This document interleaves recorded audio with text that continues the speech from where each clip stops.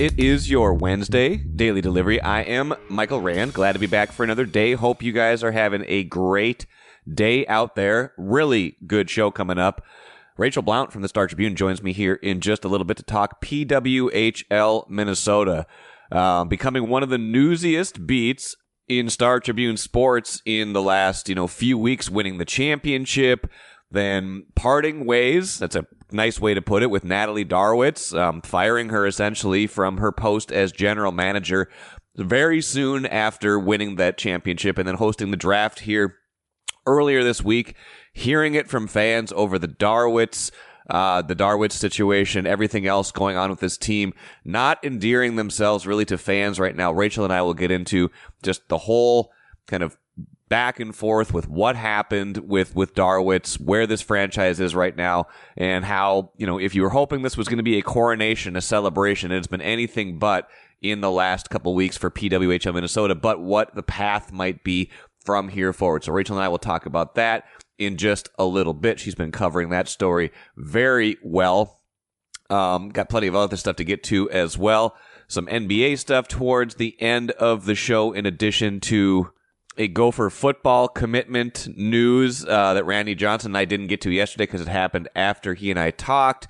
We'll get to that here in a little bit, and got some Twins thoughts in just a second. First, though, what did I miss? Let's start with the Lynx today, because this is getting interesting. I think we're beyond the point where this is just a nice little start to the year for the WNBA Minnesota Lynx. 9-3 now. Just beat Las Vegas in Vegas last night, defending champs. Vegas sputtering a little bit right now. That was Vegas' third loss in a row, so probably a good time to be playing Vegas as they're kind of hitting a little bit of a lull. But the Lynx are in anything but a lull. 9-3 on the season now. A really convincing win over Vegas. Everybody contributes, tons of ball movement up and down the lineup, tons of contributions up and down the lineup. That's kind of been the story all season, but that was a turbocharged version of it in their 100-86 victory over Vegas. And let's just look at their season as a whole now. 9-3, best record in the Western Conference, 9-3, third overall in the 12-team WNBA, and their wins have been impressive. They have 3 wins already against Seattle. Seattle's 8-4. So 8-1 Seattle is against everybody else. 0-3 against the Lynx. Lynx already have a win over New York, and another great team. I think they're 11-2 right now. Another team ahead of the Lynx in the standings.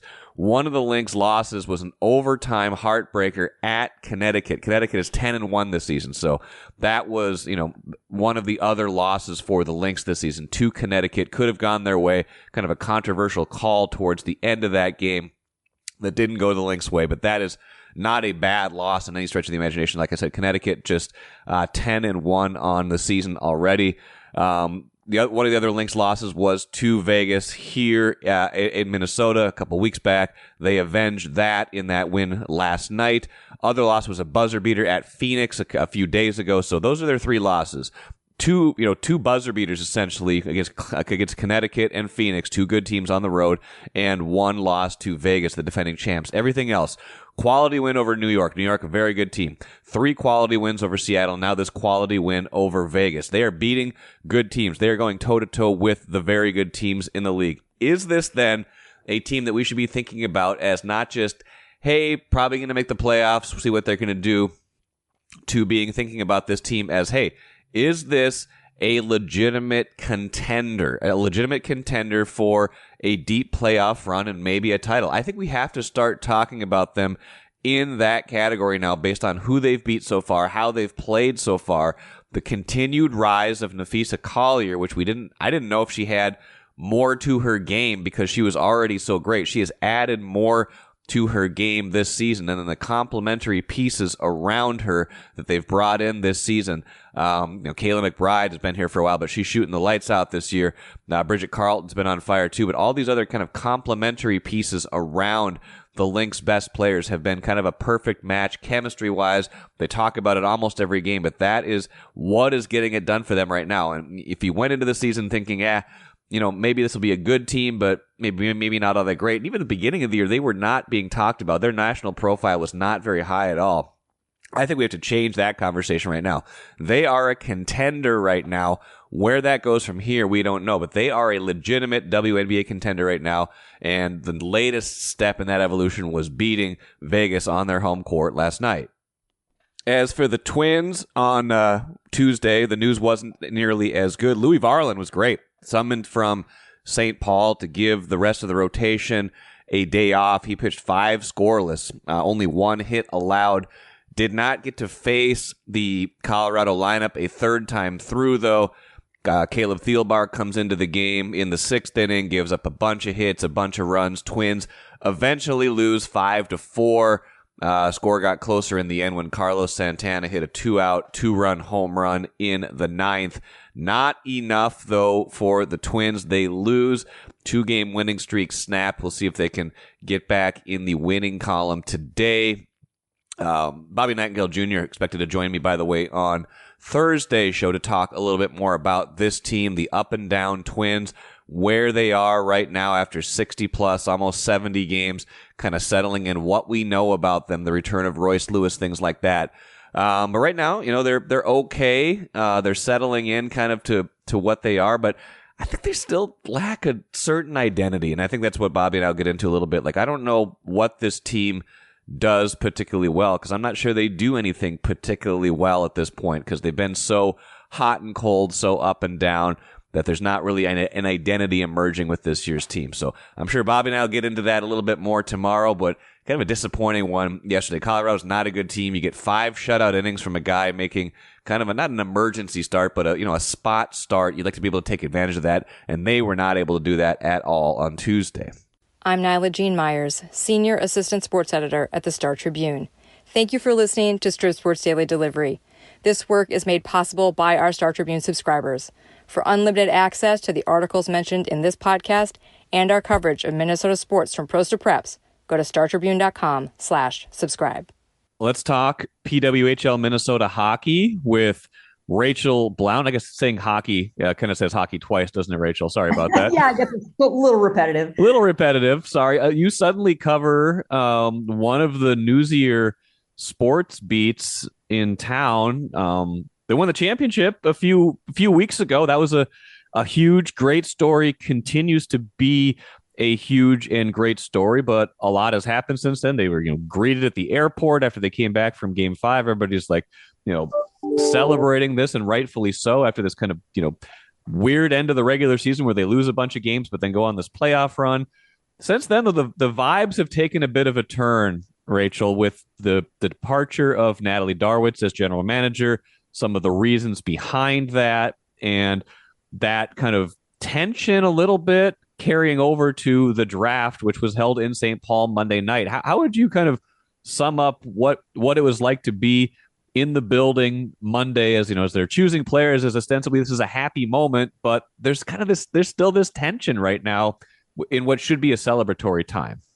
I've heard so many people say this over the last few days, that this is why we can't have nice things in Minnesota sports, right? Right. You win a championship and immediately it goes into the gutter with this giant controversy. It was 9 days, Mike. 9 days after they won the championship, and then everybody's excited and it's this feel-good story. And then suddenly Darwitz is gone, and it looks like we've got some villains here, and it looks like we've got a league that doesn't quite understand Minnesota, and everybody's feelings have immediately turned from, isn't this great, this new team won a championship, to what the heck is this new team in this new league doing? This is not good.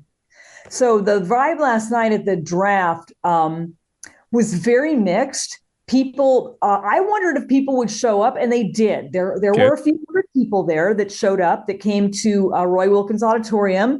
There were people that lined the purple carpet, which is where the prospective draftees were coming in, and some of the current players in the league. They were very enthusiastic. These folks were wearing their PWHL Minnesota gear. And so there was clearly a feeling of, they were excited about the league, ready to welcome some new players, look ahead to year 2. However, there were people there that are still very upset about Natalie Darwitz's departure. There were a handful of people that brought signs about that. Lots of people talked about it. The first time Ken Klee, the coach, went up on stage to make a draft pick, he got booed. Wow. And it was interesting. And the biggest boos came when the draft was televised on the league's YouTube channel, and Clay Mathick, who was the studio host, this was being piped into the auditorium. And when Clay just simply mentioned, well, Natalie Darwitz isn't with the team anymore, oh my gosh, loudest boos of the night, huge boos and cat calls and people yelling stuff. And so that just really struck a nerve. So very, very mixed feelings last night. A lot of anger still there, but people still also wanted to support the team in the league. You've covered this from the beginning, so this is very just interesting in general. But for the uninitiated on kind of how this league works, it's different from a lot of leagues. Like, explain how the decision on Natalie Darwitz gets made, because it's not from Minnesota. It's basically from the league standpoint, right? That they make all the personnel decisions, or like those kind of hiring decisions and who's in charge. That is correct. So the league structure is there are 6 teams and they are all owned by a single entity. Mark Walter, the Los Angeles Dodgers owner, he is bankrolling this league, he and his wife, Kimbra. And so they essentially own all the teams. And that makes the league the central authority here. The league is the entity that hired all of the general managers. That's who hired Natalie Darwitz back in last August, was the PWHL. Now, the GMs then got to name their coaches originally, but when Darwitz's choice for coach left the team a couple weeks before the season, Darwitz did not have the opportunity to choose the next coach. That was the league that stepped in. They said, Klee has already been vetted. He already applied for positions. He was interviewed for positions earlier. So he's going to be your guy. So yeah, that does add a layer of strangeness, of uniqueness to this that you wouldn't see in other pro sports, where it's the league that makes these decisions. And then it was the league that decided that Darwitz needed to be out. And they say that this came after a number of internal and external reviews. They are not willing to tell us what those reviews said, but they also claim that based on these reviews, they saw a situation where it could not be resolved, which honestly, that doesn't sound very plausible to me. We see GM coach disagreements all the time in sport. Oh, yeah. They are not uncommon. And it's not very often that somebody picks a side and pushes the other one out instantly. I mean, this all just happens so fast. It seems to me that particularly given everything with the way this league works and what this league is, that I can't understand why they didn't try harder to say, look, you guys have to coexist. We'll bring in an arbitrator. Yeah. We'll bring in whatever we need here, but you guys are just going to have to figure this out. And that's the real mystery to me, why the league decided that this was such an unsolvable problem that someone had to lose their job. Our reporting basically suggesting there was a power struggle between Ken Klee and Natalie Darwitz, and that Ken Klee had the support of some pretty prominent players. Does that pretty much sum it up? It does. It does. So Ken Klee coached the U.S. national team from roughly 2014 to 2017, coached them in a couple of world championships. So players like Kendall Coyne-Schofield, Lee Steckline, Nicole Hensley, Ken Klee goes way back with them. He has longstanding relationships with those players. And from what we are hearing from sources that aren't ready to go on the record yet, we know this. We know that Klee interviewed to become GM and coach at Minnesota back in August. He did not get either job. Natalie gets the GM job. She hires her own coach. So already, I think you're kind of setting yourself up for an uncomfortable situation at the very least when you then bring Ken Klee in as coach of the team that he wanted to be the GM of. So you've already got, potentially a conflict there.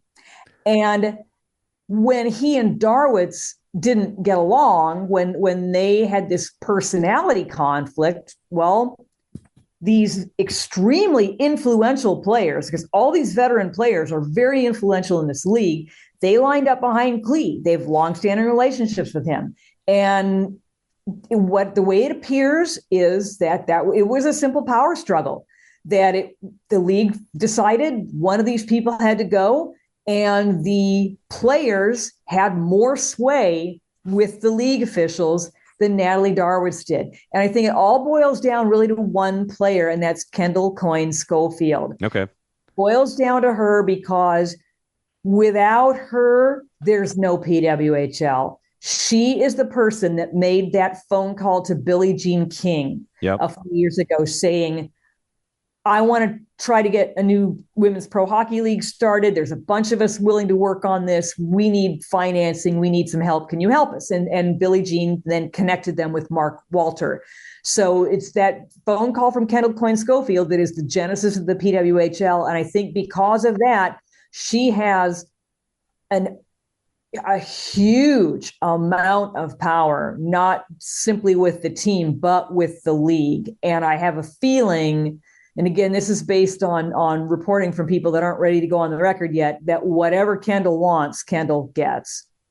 Do we even know, was there a reason given when the original head coach Bergerath left kind of right before this all started, or was that just, was there any kind of, because that feels like, that's Darwitz's hand-picked coach, right? Like none of this probably happens if that doesn't happen, just kind of playing this out. Because what you just mentioned now, like how there's this tension maybe because Ken Klee wanted to be the GM, didn't get hired for these jobs, and then all of a sudden he's here because the league puts him here. Like that kind of chain of events this is fascinating, but like I don't want to like play up the controversy too much, but just the layers to this are fascinating to me. Oh, I completely agree. Regarding the first coach, personal reasons is all that anyone has said. And the speculation is that when, he hadn't coached for a while. Charlie had been retired from coaching for quite a while. And the speculation is that once he came in and really dug into this and saw what was going to be involved, that he decided maybe this was not a job that he wanted after all. And Natalie said, well, okay, we can agree to that this isn't a great situation, and we can agree that we'll just part ways here. So at this point, we haven't confirmed anything about players pushing him out or how that might have happened. That at this point, it seems like that truly was a mutual decision that he would not remain the coach. But yeah, then I can understand on one hand, it was a bit of a crisis situation. The league was days away from starting play, and suddenly Minnesota doesn't have a coach. So I get that, but still, I'm not sure the league used very good judgment in putting Ken Klee into this situation where he's suddenly working for a person that beat him out for the job that he wanted. By the way, they won a championship, like you said, just like a couple of weeks ago, and this whole thing, like this probably feels less weird. There's still a lot of controversy to it, but it feels less weird if, say, they continue on that 7-game losing streak and lose an eighth straight to Toronto and just get swept out of the playoffs. But instead, they rally, win that series, beat Boston. They're the champs. Like, how do you think just the fact that they won the championship, frames up this whole controversy? Because it feels less controversial to have a parting of ways after you lose 8 straight to end a season as opposed to the turnaround they had at the end of the year. Completely agree. I completely agree. And in fact, I think that some people that were not really engaged with the PWHL became engaged with this controversy for that reason. It's sort of similar to the idea that St. Thomas got kicked out of the MIAC for winning too much. People that didn't care about D3 athletics, that seemed so outrageous to them that everybody, suddenly that's national news. And in this case, GM gets pushed out of her job after a team wins a championship. I think people that were not necessarily PWHL fans all year heard that and they're like, what? Right. How did the team win a title and suddenly the GM gets booted? That doesn't make any sense. I think that has a huge part in how big this has become, because it takes away the main reason that the league could have cited for Natalie Darwitz leaving. When she wins a title, suddenly then, what's your reason? What reason do you give your fans, your spectators, interested parties? What reason do you say? Well, they really haven't. They've fallen back on this idea of, well, we had these reviews and we got information that told us that there was a conflict here that was unresolvable. Well, again, gosh, winning solves a lot of problems. After they won a championship, there was no time to sit down again and say, can't we smooth this out? Look at this. We were successful.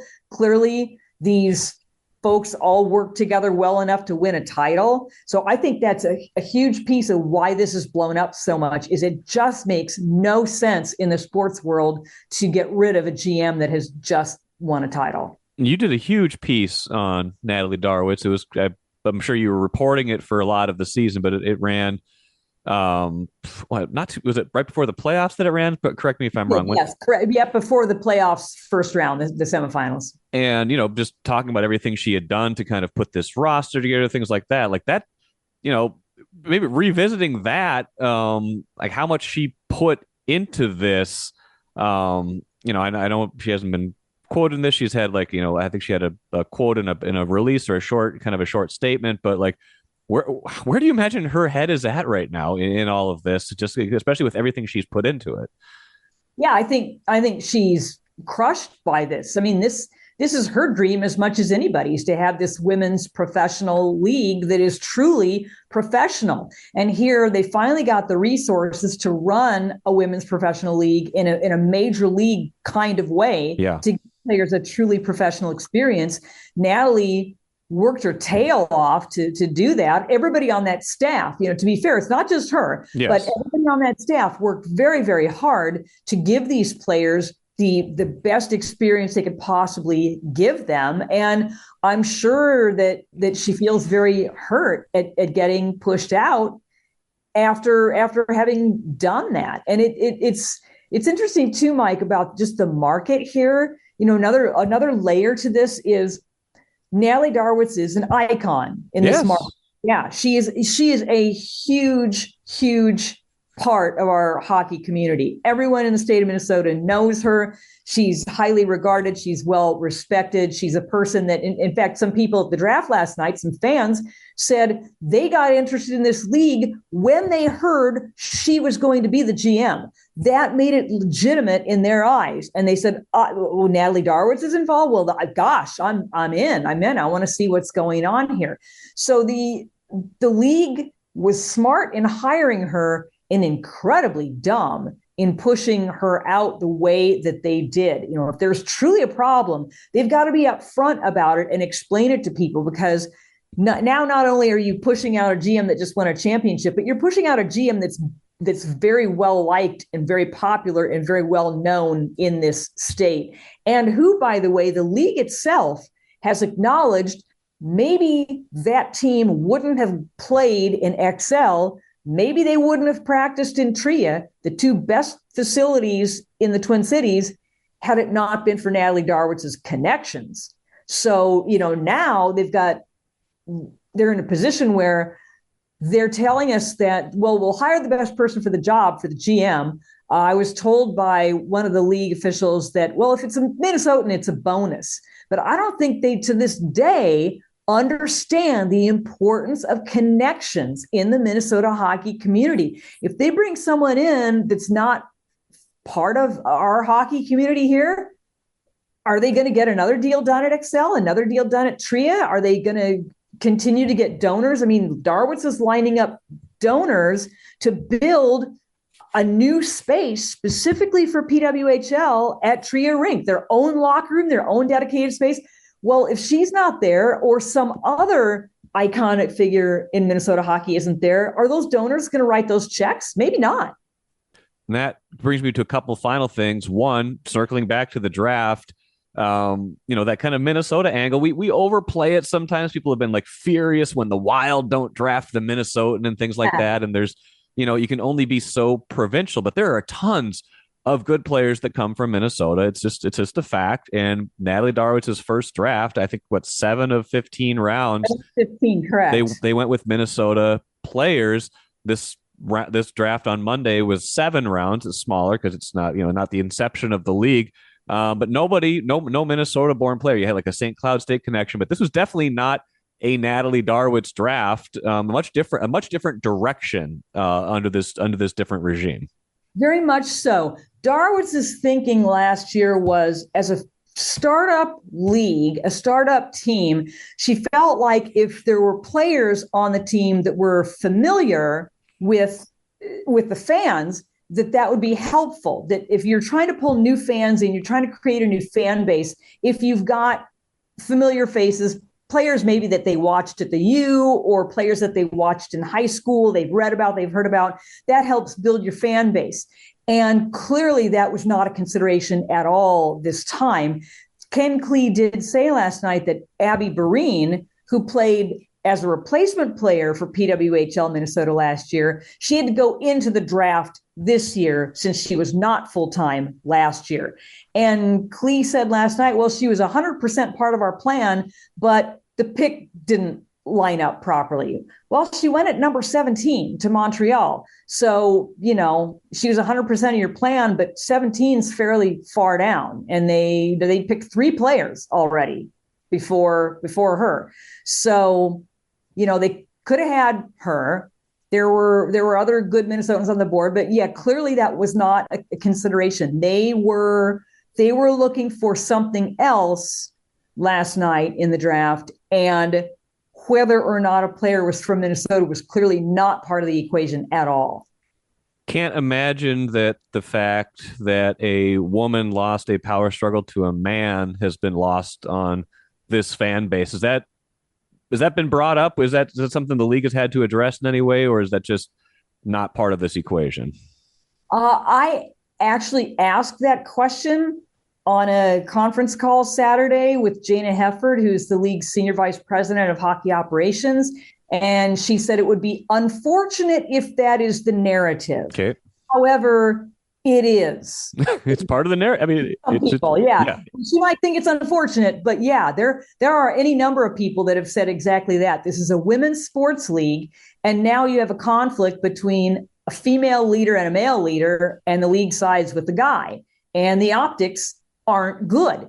I heard this echoed last night at the draft from fans that I talked to, from some women that were very upset by the way they described it. Was a woman finally gets a place at the table in a professional sports league, and then she gets shoved out by a man. And the league has to recognize that's exactly how this is playing with some people. They might not like that. And the league has, after I asked that question, I was told, well, just remember, we've got 3 general managers still that are women, and we've got a lot of women leaders in the league structure.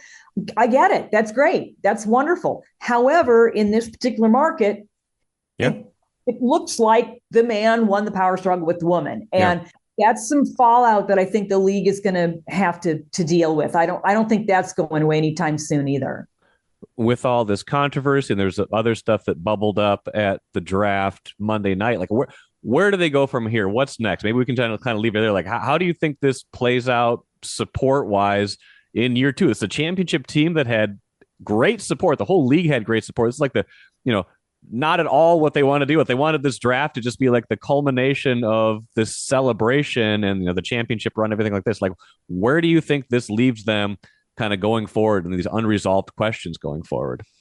There were people that I talked to last night that they're very conflicted right now. And I have a feeling that this is probably a common emotion in their fan base right now. People are angry about Darwitz, but they still want to support this league. They still believe in the league. They believe in the team. They like the players. They want it to succeed. So they don't want to necessarily withdraw their support. There were some folks last night that said, well, I just bought my season tickets for next year, and I'm kind of not happy about that right now. But I think those folks will ultimately continue to support the league, to continue to go to games and buy the merch and watch games on YouTube and do all the things that fans do to support their teams. But I also don't think the ill feeling about the league is going to go away. I think the support's going to be like compartmentalized. Yeah. They want to support the players and the team. They don't want to support the league administration. Yeah. They're going to continue to be angry at those people, and they're going to continue to have a chip on their shoulder. Some people have even wondered, some fans have even wondered, is this a sign that the PWHL doesn't value this market? Is this a sign that Minnesota's just not important to them? They don't, because the fact that they don't seem to understand the very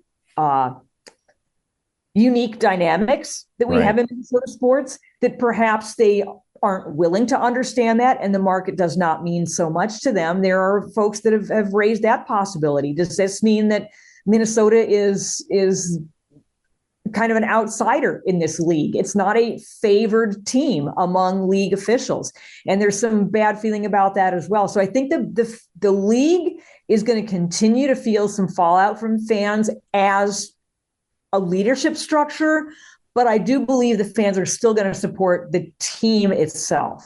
That makes a lot of sense, even if not much about this makes sense. Rachel, tremendous reporting on all of this. I hope maybe you have some things that aren't so controversial to write about in the coming days and weeks, but we'll see about that. Yeah. We'll see about that. But yeah, until next time, keep reading Rachel's stuff. It's been just a fascinating team to kind of cover, I'm sure, in the last few months, just everything that's unfolded, the championship, this Darwood stuff, the draft being here, everything like that. It's you don't get that all the time. You don't get these kind of like, just kind of like wild rides, but it was a wild ride in year one for PWHL Minnesota. Yeah, you know what? I have to think back to my very first job here when I covered the North Stars, and they made that run to the Stanley Cup final, and then they moved. There you go. Yep. There you go. It's deja vu. They're probably not going to move, but yeah, it is a wild ride, and it is Minnesota sports, right? As soon as something good happens, we are always bracing for something bad to happen. Well, Rachel Blount, appreciate it. We'll talk to you soon. Thanks, Mike. Great stuff from Rachel. Hope you enjoyed that breakdown. It does sound to me like this was kind of hasty, right? Like maybe it just seems that way because of the timing of it, and this was really a long, kind of drawn-out investigation. But you get to the end of the season, they win a championship.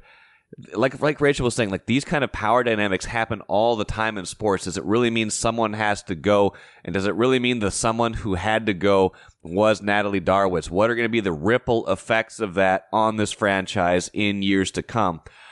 We don't have the answers to that right now, but it does not look good right now. It does not look like good optics for this team on multiple fronts, and we'll see what else emerges in the days and weeks to come.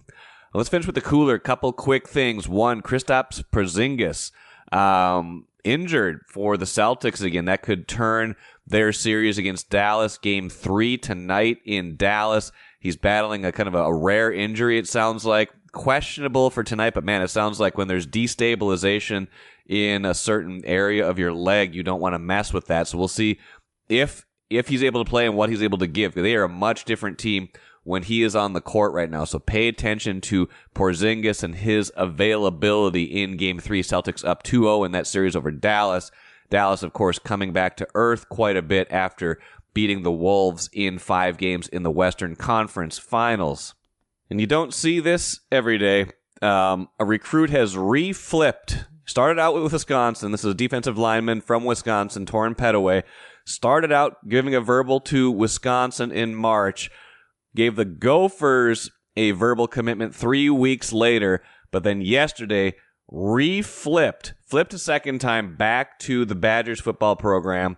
Twists and turns. I don't know. Signing day's not for a while. We'll see where this winds up. Maybe this is his final flip, but I have not seen that very often where a guy starts one place, flips to another place, then flips his commitment back to that place all within like a 3-month span.